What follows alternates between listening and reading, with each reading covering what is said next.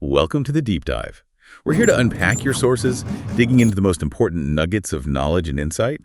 Today we're taking a deep dive into Module 9, Gender Inequality. Our mission isn't just about theory, though. It's about exploring the roots of inequality in, the everyday experiences of people navigating work, family, education, all in this rapidly changing world.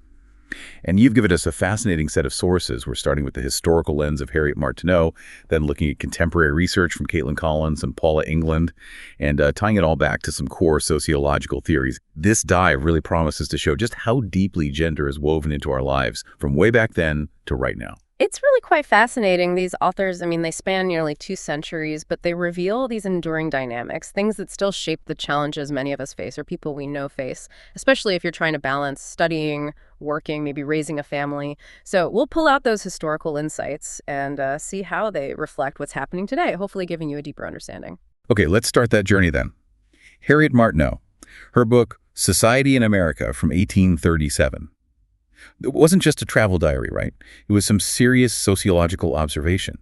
What made her insights on gender roles so, unique for her time and so foundational for us? Martineau was really ahead of the curve. She systematically analyzed American society and, importantly, paid close attention to the specific roles and expectations placed on women. Not many people were doing that with such rigor back then. She keenly observed this division emerging, what we now call the public sphere and the private sphere. Right, the public sphere being like work, politics, business, outside the home. Exactly. And private sphere being, the domestic household. Her critique really makes us think about whose voices were traditionally heard, and maybe still are, in those public areas: politics, education, the economy. For Martineau, it was pretty clear that women were largely expected to stay within that private sphere. And within that sphere, she pointed out the huge amount of invisible work, didn't she? She said something like, all married women, except the ladies of rich merchants, basically had their hands full with household stuff. Because finding reliable help was so uncertain. That's a lot of unpaid labor. A constant burden, yes. So for you listening, think about that in your own world. Who usually handles the cooking, the cleaning, the childcare? And how might that unpaid, often unseen work still affect who has the time, the energy, maybe even the confidence to go for that degree, participate in public life, or climb the ladder at work? Martineau saw this as a major constraint. And that immediately brings up this crucial question about economic value, or maybe the lack of value assigned to different kinds of work. But then Martineau also saw things starting to shift, particularly up north with the rise of manufacturing. It started to blur those lines a bit. She wrote about how factories could be carried on by the labor of women, providing this new, though often really tough, outlet for many unemployed women in New England. This was partly because so many young men had moved west, Wow. So it was an early recognition that women could be an economic force outside the home. Absolutely. And those details from places like the Waltham Mills, they're really eye-opening, especially if you're juggling school and work right now. Martineau found that out of, 500 workers, 3,800 were women and girls. That's incredible. And they could earn maybe $2 or $3 a week plus board. Now, that might not sound like much, but it wasn't just pocket change, was it? What did it mean? Well, connecting this to the bigger picture, Martineau shows how that income was actually transformative. She observed some have thus cleared off mortgages from their father's farms. Others have educated the hope of the family at college. Educated brothers at college with their earnings. Yes, and many were rapidly accumulating in independence. She even saw a whole street of houses built with the earnings of the girls. It just powerfully underscores how vital women's paid work became for family stability, for upward mobility, even way back in the 1830s. It was a glimpse of economic power few women had before. And she gave other examples too, right? Challenging this idea that gender roles at work were totally fixed, especially when money was tight. Like in Lynn, the shoemaking town, the whole family works upon shoes during the winter, but then the men might go off farming or fishing in summer. Exactly. Roles could be surprisingly fluid when survival or just getting ahead was the goal. There was even that story where a little boy and girl maintained the whole family, while the other's earnings built a house. It really shows that traditional roles were sometimes, maybe a construct that crumbled under pressure. A luxury, perhaps, or just not feasible for everyone. But then her observations of the South paint such a starkly different picture.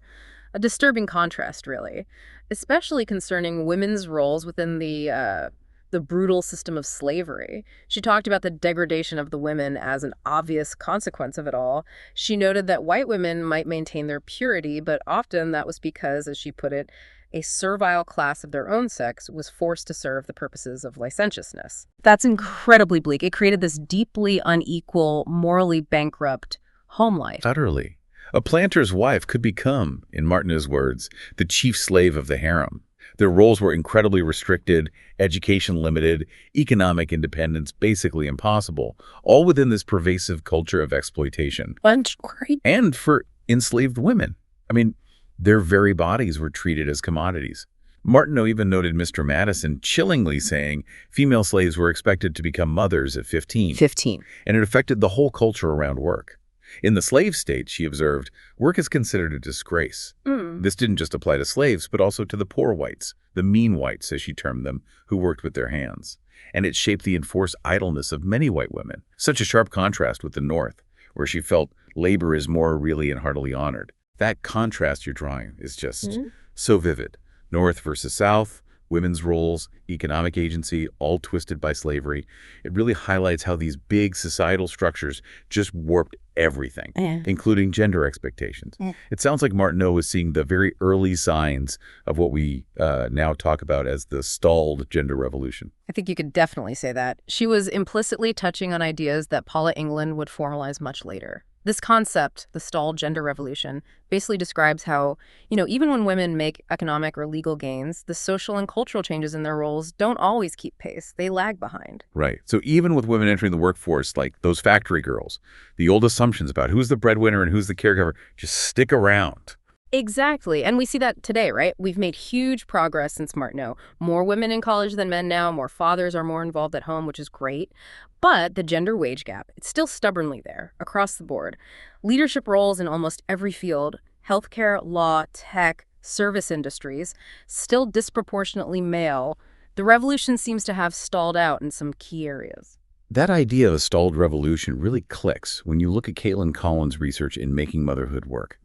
She looks at working mothers in different countries, and her findings really hammer home how the lack of supportive policies here in the U.S., things like paid leave, affordable childcare, flexible work, leaves so many families, especially women, kind of stranded. Oh, absolutely. Collins's work shows the stark reality. Without that strong social safety net, the burden of caregiving often falls disproportionately on individual women. And this forces really difficult choices, maybe dropping classes, like you said, or working jobs with terrible hours, juggling multiple caregiving roles, often with very little support. Have you, or maybe someone you know listening, faced that? Having to make those kinds of trade-offs between school, work, and family because the support just isn't there. It's incredibly common. And you see how those deeply ingrained gendered ideas about parenting, that moms should be the primary caregivers, no matter their careers, really shape those choices. It's not just an individual struggle. Collins shows it's systemic. It's like an echo of Martineau's point about that invisible household labor, but amplified by today's work demands and lack of policy support. So we've got Martineau showing the history, Collins highlighting the current policy gaps for mothers, and England pointing to this overall stall. It makes you think about those cultural messages. Who should be the breadwinner? Who should be the caregiver? How did those ideas get so entrenched, and how do they still affect us? Martineau even noticed other inequalities back then, right? Like how those northern factory workers, despite earning money, were often crammed into housing, solitude, wholly forbidden, which she thought was bad for their mental health. Yes. Opportunity didn't automatically equal good conditions or social respect. Paid work came with its own set of challenges and inequalities. And her observations about, say, the Shaker women, their soulless stare, frightful costume, being pallid and spiritless, avoiding fresh air, it highlights how even chosen restrictive social structures could lead to a kind of gender disempowerment. She contrasts them with the Rapite women who seemed livelier, if maybe not much wiser, in her view. But these historical examples make us ask, right? Do people still make assumptions based on gender in your workplace? Or even in your classes? Like in group projects, maybe, or student organizations. Exactly. Are women still sort of implicitly expected to be the nurturers, the note-takers, the organizers, while men are expected to lead or present, even if nobody says it out loud? That's where bringing in the sociological theories is really helpful. Let's start with structural functionalism. How would that perspective explain these traditional gender roles? Does it still hold water today? Well, a classic structural functionalist view would argue that gender roles, historically, were functional, necessary for social stability. The idea was, a clear division of labor men focused on instrumental tasks. Out in the public sphere, women on expressive tasks. In the private sphere, help society run smoothly. Complementary roles created balance or equilibrium. Right. But that perspective really struggles to explain social change or inequality. It doesn't adequately account for all the complexities we've just discussed, the factory women's economic impact, the blatant injustices of slavery, the modern struggles Collins highlights, and it tends to gloss over the power imbalances that are inherent in that kind of rigid system. It sort of assumes consensus where there might be conflict. Okay, so if functionalism focuses on stability, what about conflict theory? What would it say about the power dynamics behind things like the wage gap or who gets the corner office? Conflict theory offers a very different lens. It argues that gender inequality isn't about nice complementary roles. It's fundamentally about power imbalances and the struggle over scarce resources, money, status, opportunities. From this viewpoint, the wage gap, women being underrepresented in leadership, the way female-dominated jobs are often undervalued, these aren't accidents. They're seen as the result of entrenched systems that benefit the dominant group, historically men, often at the expense of women and other marginalized groups. Martineau's observations of the South, with its raw oppression and economic exploitation, really resonate strongly with conflict theory's focus on power struggles. That makes sense. Okay, one more theory. Symbolic interactionism. How does that help us understand the everyday, maybe more subtle aspects of gender inequality, like those assumptions about who's too emotional for a leadership role or why we even have gender dress codes sometimes? Right, symbolic interactionism zooms in from the big structures to the micro-level everyday interactions. It focuses on how we create meaning through symbols, language, and how we interact with each other. So those everyday assumptions labeling a passionate woman emotional, while a man acting the same way is driven or assertive, those aren't inherent truths. There's socially constructed meanings built up through countless interactions. So we learn what acting like a man or acting like a woman is supposed to mean through these daily cues. Precisely. Gendered dress codes, for instance, are symbolic ways we reinforce expectations about how men and women should look and behave. This theory really helps explain how that stalled revolution isn't just about laws or economics, it's also about those persistent, subtle biases and microaggressions that can play out in job interviews, in classroom discussions, even in how tasks get divided in group work you might be doing for a class. These small interactions constantly reinforce the larger gender norms. Wow. Okay, so we've journeyed from Harriet Martineau in the 1830s through Caitlin Collins' look at modern working mothers, Paul England's idea of the stalled revolution, and we viewed it all through the lenses of functionalism, conflict theory, and symbolic interactionism. For you listening, it might be kind of surprising how directly Martineau's observations, those factory girls paying off mortgages or putting brothers through college, contrasted with the subjugation of women in the South, still connect to our conversations today about gender, work, and family. It's a powerful reminder, isn't it? The specific context changes, obviously, but some of these underlying dynamics about gendered expectations, about the value of different kinds of labor, they really echo across time. Her vivid accounts, plus the research from Collins in England, really drive home that gender inequality isn't some new phenomenon. It's deeply woven into our social and economic history. Absolutely. It's a historical pattern shaped by powerful forces over centuries. So maybe the question to leave you with is this. What outdated ideas about gender, maybe ones that aren't always spoken aloud, do you still see affecting things today?